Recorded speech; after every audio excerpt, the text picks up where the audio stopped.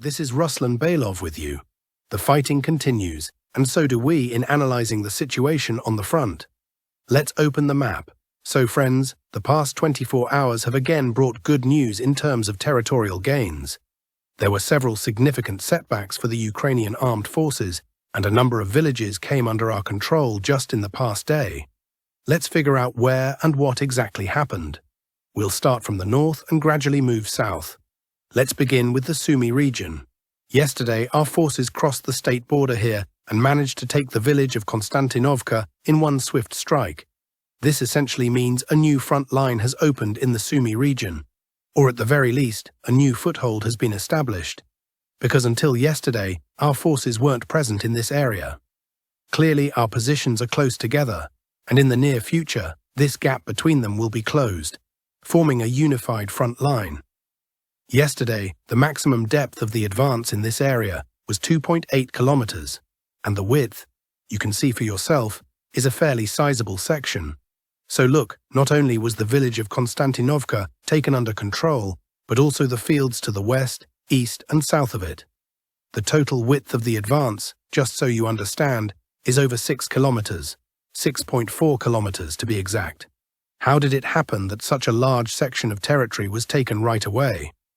Well, simply because everything around it had been heavily shelled by artillery beforehand. Pretty much the same tactic as was used near the fortified area of Bohatyr. As for the future prospects in the Sumy region, the advance into Konstantinovka is part of the deliberate work to create a buffer zone, which Putin has mentioned multiple times. It's already partially established in the east on a small section. For example, here it's already 11 kilometers from the border. Over here it's about 7.5 kilometers. In this area it's still close to the border, but things have started to accelerate in recent days. Let me remind you, just in the past week, we took control of Belovody, Vladimirovka, Lokhnya, entered Vodology, and now also took Konstantinovka.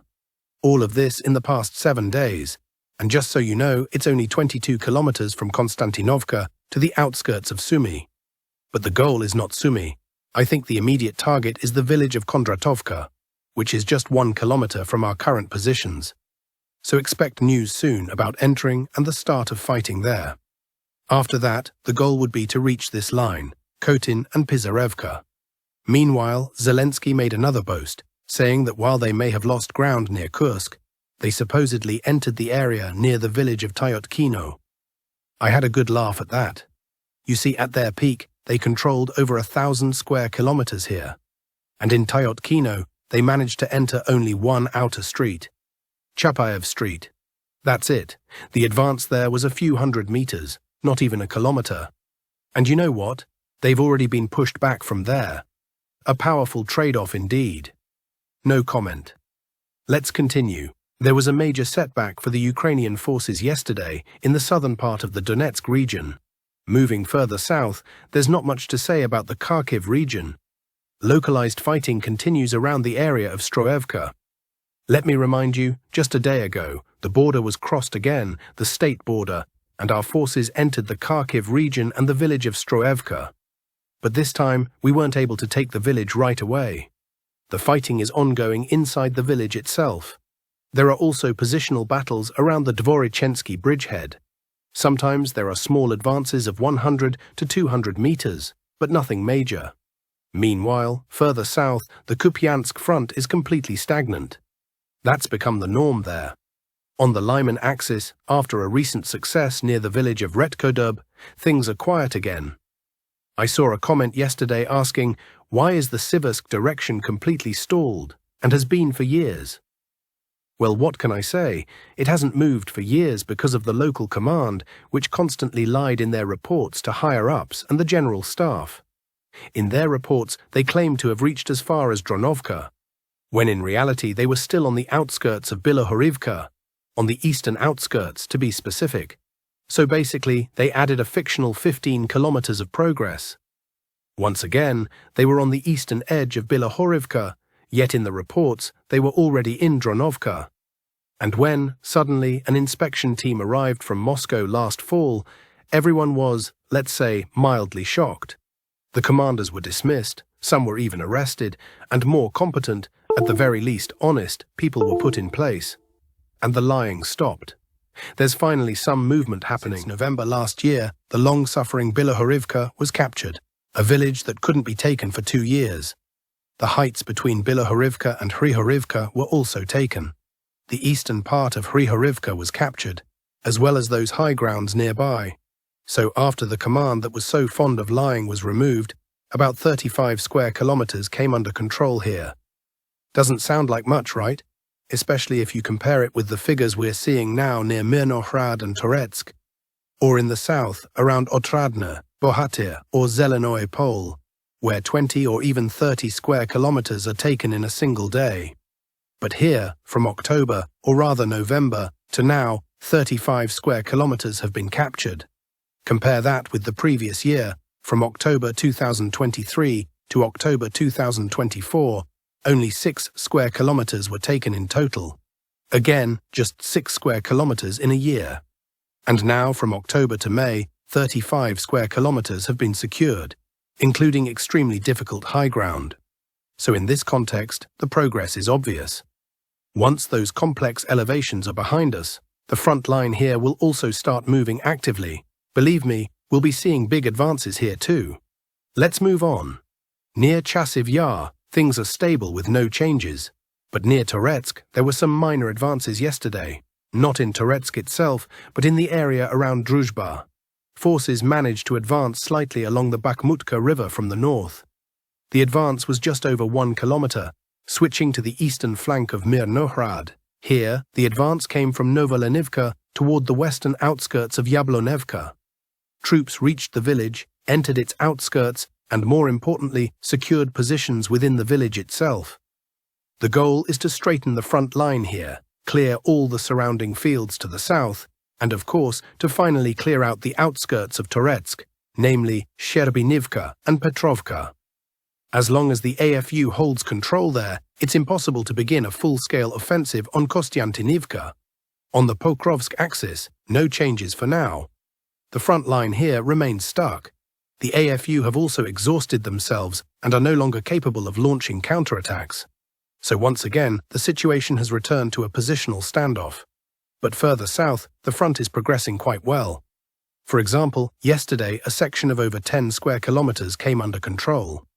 This is at the junction of Donetsk, Zaporizhzhia, and Dnipropetrovsk regions. Right here, at this tri-regional junction, and that's exactly where the advance happened. The village of Zelenoye Pole came under control. This is significant because, as I've shown before, the village sits on high ground, and after it comes a descent toward Huliaipol. That's one key point. The second is that from these new positions, Dnipropetrovsk region is now within reach, less than 3 kilometers away. However, this area is not the priority target right now. The goal is to take Novopil, then Temirivka, which also lies on high ground, and then begin the descent toward Huliaipol. As for Dnipropetrovsk region, if any incursions happen there, it would be only for tertiary objectives. All in all, over the past 24 hours, 22.5 square kilometers came under our control, a steady average pace for May. That's it for today's Frontline update. Now a few words about the political situation.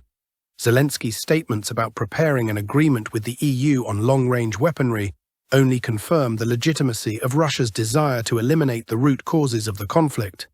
The US is making significant efforts to facilitate a settlement in Ukraine. Russia appreciates this mediation. Peskov urged caution regarding media reports on the Ukrainian settlement process, stating there's a lot of fake news and outright lies. This is a taboo subject. Germany will not supply Taurus missiles to Kyiv, according to Bild. The key weapon Ukraine was counting on, the long-range Taurus missile, will not be delivered. The German government calls this a taboo topic. Instead, it's expected that Germany will transfer Mars 2 systems with a firing range of up to 85 kilometers. Such systems were previously supplied in 2022.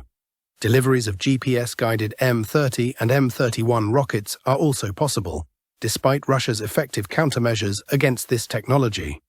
The German government is also considering indirect funding of Ukraine's defense industry, possibly allocating funds for the development of indigenous Ukrainian cruise missiles. However, this industry remains under constant threat due to ongoing Russian strikes. There's a separate note that new air defense systems may not be transferred until the late 2020s. Germany has announced €5 billion in funding for the production of long-range weapons in Ukraine, procurement of ammunition, and delivery of Starlink systems. A recent meeting in Berlin took place in a tense atmosphere. Zelensky requested more air defense systems, missiles, and military equipment from Merz. He also asked for a financial loan from the EU, but in return, he was pressed to tighten mobilization efforts.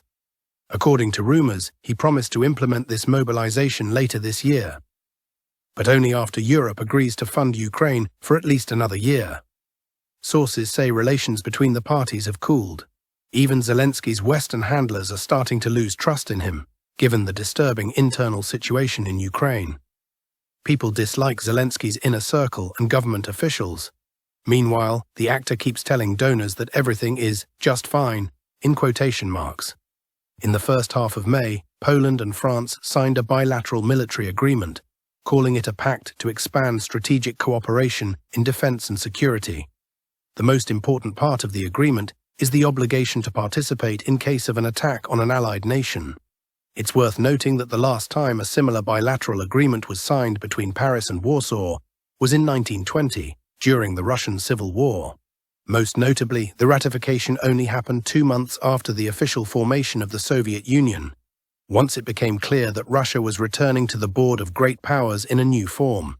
But everything new is well forgotten old. France did the same in the 16th century, then again in the 18th and 19th centuries. This is already the 5th such agreement over the past 500 years. 2 questions arise. Why even sign a separate military pact between 2 NATO countries when Article 5 exists? And more importantly, why do the French need this? The answer is simple. Poland is a springboard not only against Russia, but also against Hungary, as well as a logistical bridge into Northern Europe and a gateway to the Arctic. Hungary, by the way, despite its modest current size, has never abandoned the idea of restoring a new form of the Austro-Hungarian Empire.